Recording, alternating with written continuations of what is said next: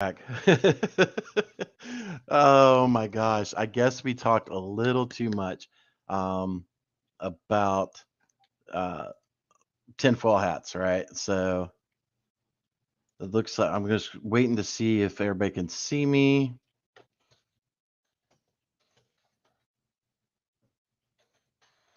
Trying to see if we are actually live.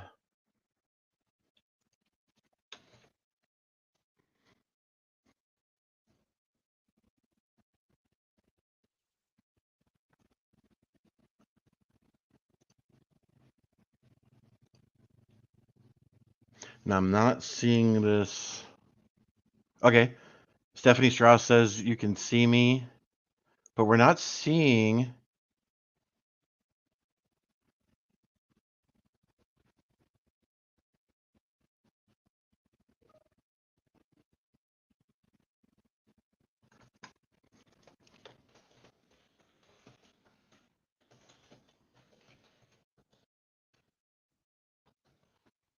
It looks like.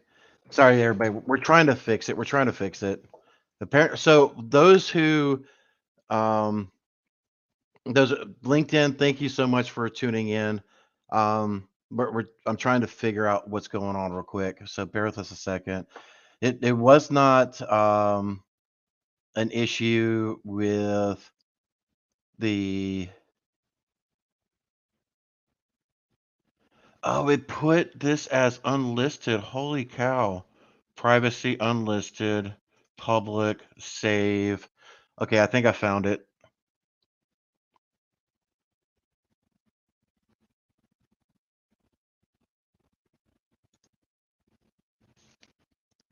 I think I got it. I think I got it.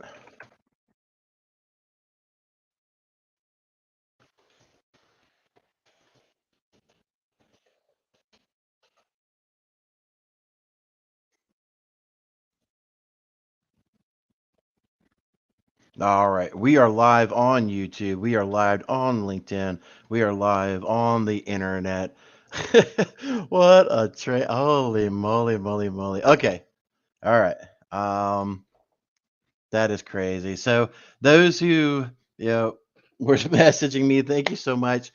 Um, maybe we talked about too much interconnectivity, fiber optic cables. I don't. Seriously though, the uh, we were broadcasting out, and the platform that even I use, it just said Restream just said, we had an error. Kick rocks.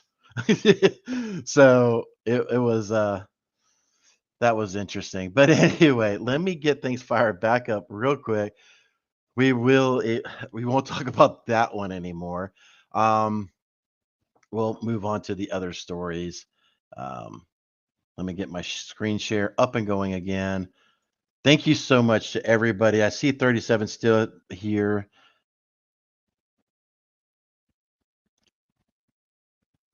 Entire screen, number 2. Very cool. Just to do a sound check, because we did have audio. I haven't seen anybody say anything, but do thumbs up, say yes, we hear you. Say something. I just want a quick check to make sure y'all can hear me.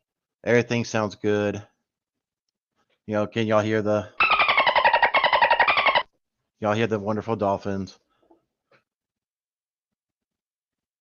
Loud and clear. Perfect, perfect.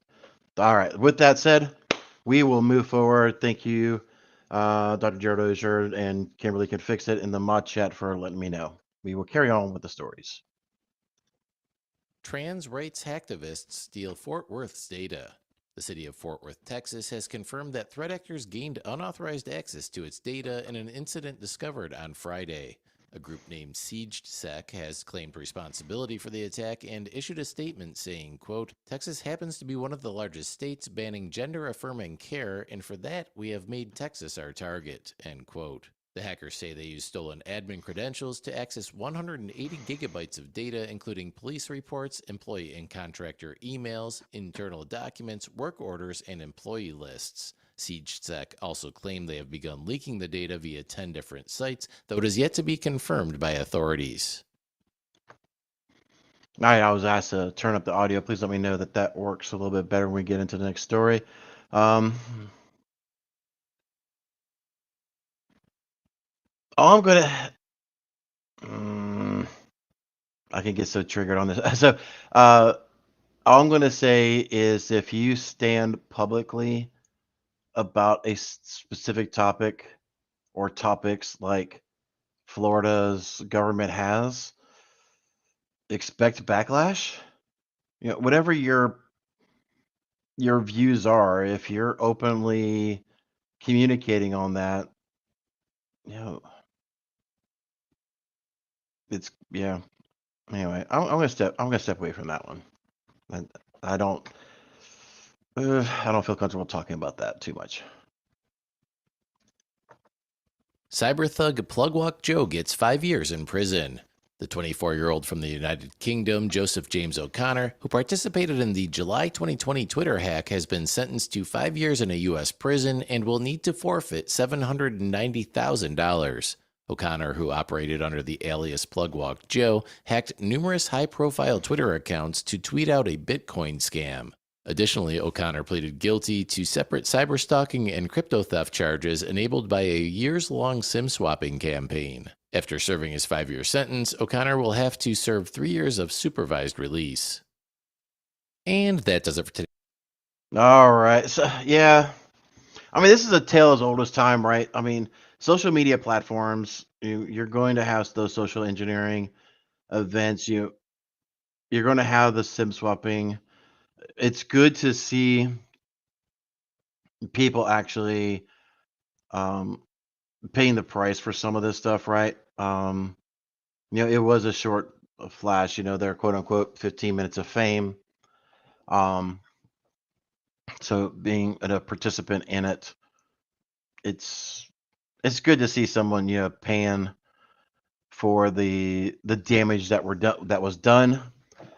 Arguably, you can say that, did they really pay a fair price, right? Um, I don't know. Let's see.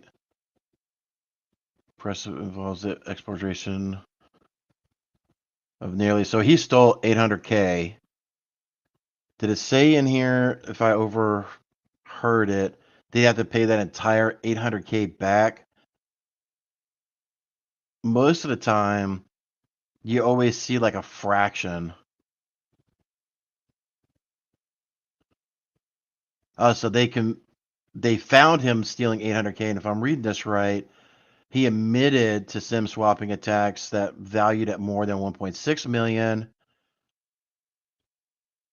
So yeah.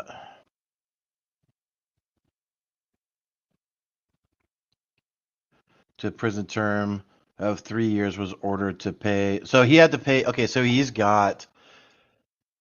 had his assets seized, and now they're being forfeited. So good that he didn't have a chance to spend all 800K apparently, and he's got 3 years of supervised release. Probably because they were able to capture all the funds and potentially pay back the victims. A lot of these cases we do see where they will take a million, 2 million, 3 million, but they're ordered to spend like 4 years in jail and pay back, a fraction of it. And I always wonder the details about that. Is that just because they spent it all and you're not able to do asset forfeiture and be able to re-seize those things, or you know whatever? So it does seem like a lot of times well, it is so it is good that they are, again, that they're being punished for the act, but a lot of times I do feel like this punishment doesn't equal the severity of the act that they committed. So, but anyway, that's a little bit about me, or a little bit about that. That's all I got to say about that. Little Forrest Gump for you. So yeah, thank you everybody for joining. I did promise everybody that we would do a few minutes of jaw jacking here. There was that question a while back. Let me see if I can pull that. I'm not able to. I think it was something about Qbot, but I can't remember what it was. See if I can. Oh, quick assist. Thank you, Jenny Housley. Thank you so much. So yeah, quick assist. Um, this is a phishing attempts. Well, this is Microsoft. My here with the stream might get shut down again in a second because here we go. I think this is Microsoft's way of allowing um, phishing attempts to be done very easily. So a lot of times you get those quote unquote Microsoft employees, and then they'll download and run any desk. They'll run all these other applications. But Quick Assist is an open website and application that's installed on your computer um, to allow remote connections into it. So um, I recently got an upgrade. Now it's embedded into the Microsoft Store. So we do see. So the short answer, yes, we do see phishing attempts with Quick Assist. It's pretending to be Microsoft. They're like, "Hey, we are Microsoft." You know, if you just launch Quick Assist, it's our own application that's already built into your operating system, and we can be able to get in there and help you fix this ransomware or this malware that we're seeing beaconing back to our servers, right? So um, we disable it for all of our managed clients. Anybody we ever talk to, we highly recommend anybody disabling that freaking train wreck. Um, I know it's now being built into Microsoft Endpoint Manager and the whole 365 ecosystem, so that way you can provide remote support to your organization from the 365 tenancy. Again, I just don't like it. I think it's way too easy to social engineer somebody to get access to a device in an unauthorized manner. Now, the argument can be made, you're doing least privileges to all your users and, all these things. Yes, that is part of the equation, but don't leave low-lying fruit laying on the ground, right? So it's, you just want to sweep up your shop, right? So anyway, it does look like the Brad Paisley has accepted the community challenge. Is that correct, Jen Housley? I did see Dr. Gerald Ozier did volunteer to be on the cybersecurity community challenge. Little wink, wink, nudge, nudge for somebody participating. You may want to call him out. Maybe he'll be able to do that. I just see him volunteer that in the chat.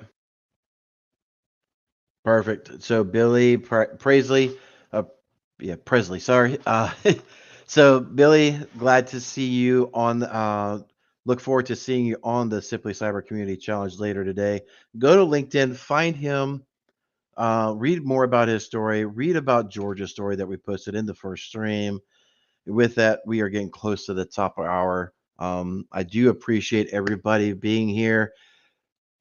Hopefully you enjoyed the original and the Renegade Part 2 version of today's episode. With that, I would bid y'all farewell until tomorrow. Take care.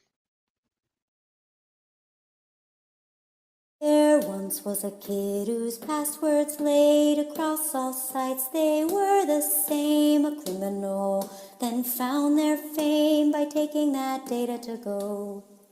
Soon may a criminal come to steal your pictures and data and run. One day when the crime is done, they'll steal your account and go.